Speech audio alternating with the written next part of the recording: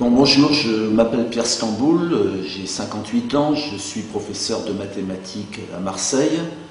Je suis un juif de la deuxième génération. Mes parents ont émigré en 1938 venant de Bessarabie, un pays qui n'existe plus, entre Ukraine et Moldavie. Mes parents ont été résistants, ma mère a été la seule survivante de sa famille. Mon père faisait partie du groupe Manoukian, il a survécu, mais il a été déporté à Buchenwald. Je parle un petit peu de ça parce que souvent on estime que nous autres juifs antisionistes, nous ne sommes pas juifs, donc j'ai donné quelque part des preuves entre guillemets de mes origines. J'appartiens à un mouvement qui s'appelle l'UJFP, Union Juive Française pour la Paix. Pourquoi notre association, dont je suis membre du bureau national, pourquoi s'est-elle développée? Comme tous les autres citoyens vivant en France, nous sommes particulièrement indignés et écœurés par les violences, les humiliations quotidiennes, les crimes qui sont commis par l'armée israélienne contre le peuple palestinien, mais s'ajoute pour nous quelque chose d'autre. Ce crime est commis par un État qui se dit juif, qui a implanté des colonies juives, qui agit au nom d'une idéologie qui prétend parler au nom de tous les juifs, le sionisme. Donc quelque part, que nous le voulions ou non, nous sommes immédiatement concernés par ce crime. Il nous a paru extrêmement important qu'il y ait dans le mouvement de soutien à la cause palestinienne une composante juive. Pourquoi? Parce que cette guerre n'est ni une guerre raciale, ni une guerre communautaire, ni une guerre religieuse. Elle porte sur des questions essentielles, le refus du colonialisme et une paix que nous voulons sur la base de l'égalité des droits et de la justice. Nous sommes aussi solidaires en Israël de l'infime minorité d'anticolonialistes israéliens. On connaît des noms célèbres, Michel Warshawski, Amir Haas, Gideon Levy, Ilan Papé, et j'en oublie évidemment beaucoup, Nourit Pellet par exemple, qui se battent quotidiennement contre leur État, contre la politique criminelle de l'État d'Israël. Et nous sommes quelque part ici en Europe, avec d'autres associations juives européennes, les correspondants et la caisse de résonance un petit peu de cette lutte. Et puis, quand on tient les propos que je tiens, si on n'est pas juif, on est instantanément traité d'antisémite. Si on est juif, on est traité de traître ayant la haine de soi. Et nous voulons par notre présence aussi contrecarrer l'utilisation, l'instrumentalisation de l'antisémitisme et du génocide nazi.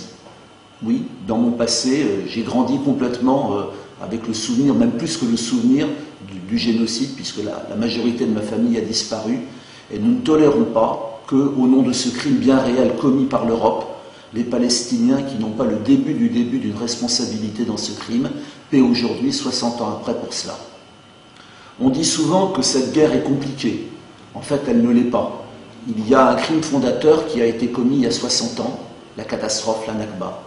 Et il n'y aura aucune espèce de paix sans la reconnaissance de ce crime et sans l'examen des moyens de remédier à ces crimes sur la base du droit international. Il y a aujourd'hui un peuple palestinien qui est majoritairement un peuple de réfugiés dispersés dans le monde. Il y a eu 800 000 Palestiniens qui ont été expulsés de leur pays il y a 60 ans. Il y a entre Méditerranée et Jourdain aujourd'hui 5,5 millions de Juifs et 5 millions de Palestiniens. Les Palestiniens sont presque majoritaires. Mais aujourd'hui, dans un État juif, l'État d'Israël, les Israéliens possèdent tout. Ils ont toute la terre, ils ont tous les droits, ils ont l'eau. Et les Palestiniens sont réduits à vivre dans des conditions misérables, avec des statuts diverses, le pire des statuts étant celui des habitants de Gaza, qui vivent un blocus absolument insupportable. Il y a aujourd'hui une répétition générale des crimes qui sont commis. C'est les guerres incessantes, guerre contre le Liban en 2006, guerre contre Gaza en 2008. C'est l'étranglement d'une population.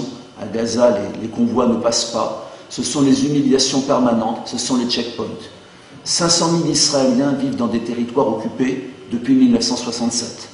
Parmi ces territoires, il y a Jérusalem-Est qui a été annexée et où, sans arrêt, on expulse des Palestiniens, on détruit leurs maisons. Je vais essayer de donner un point de vue juif à ce qui se passe. On n'arrive pas à comprendre ce conflit si on ne comprend pas l'idéologie qu'il a créée. Cette idéologie, c'est le sionisme. Le sionisme a raconté une histoire aux Juifs dès la fin du XIXe siècle. À cette époque-là, les Juifs européens vivent l'antisémitisme quotidien, les pogroms. Le sionisme leur a raconté qu'ils étaient les descendants des Hébreux, que les Hébreux avaient vécu le récit biblique. La plupart des sionistes de cette époque n'étaient pas croyants. Ils ont pris le discours biblique comme étant une réalité historique. Sauf que la réalité est têtue. On sait maintenant, d'après les archéologues, que la Palestine a toujours été un pays multiple, avec des Iduméens, des Moabites, des Hébreux, des Philistins, et qu'aujourd'hui les descendants de cette population sont majoritairement les Palestiniens.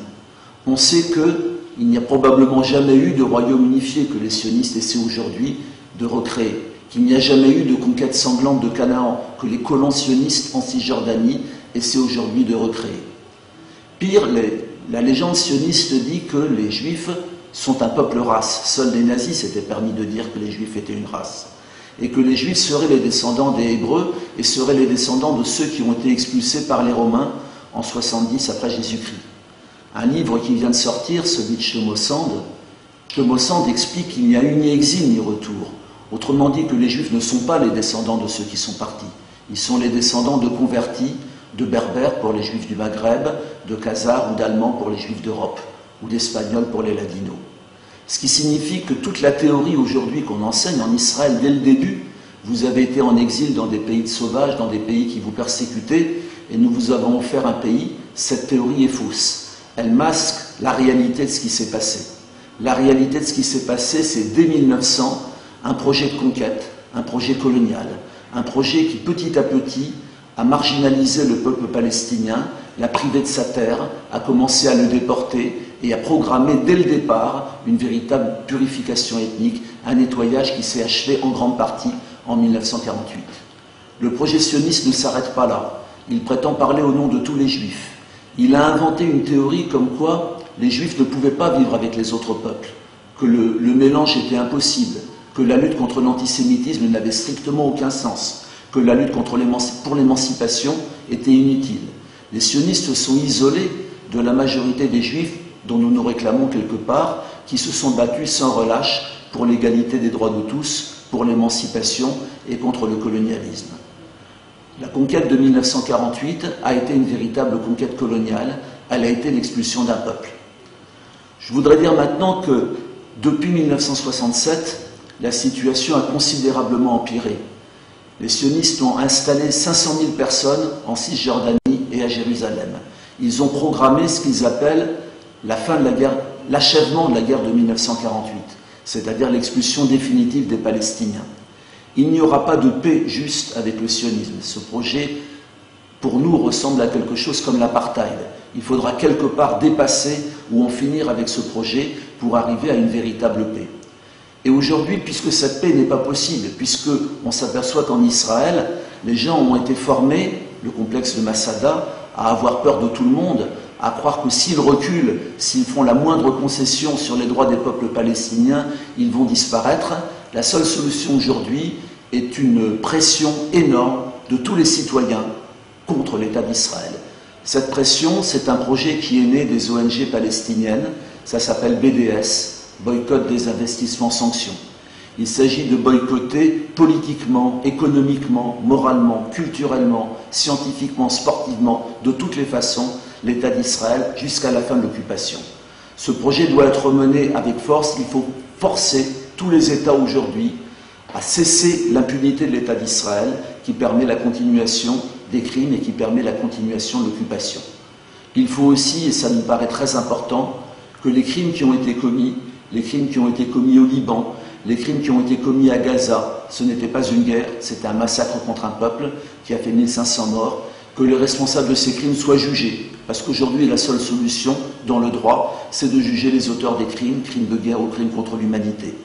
Il nous paraît incroyable que la communauté internationale juge, ce qui est normal, les crimes commis en Yougoslavie ou au Rwanda, mais laisse en liberté Tzipi Livni, Ehud Olmert, Ehud Barak et les principaux généraux de l'armée israélienne, auteurs de crimes de guerre. Nous demandons donc, en plus du tribunal Russell symbolique qui est en train de se créer pour juger ces crimes, que la Cour pénale internationale juge enfin les dirigeants de l'État d'Israël. Si nous n'agissons pas en tant que société civile, il y aura encore de très nombreuses guerres. Notre responsabilité est engagée.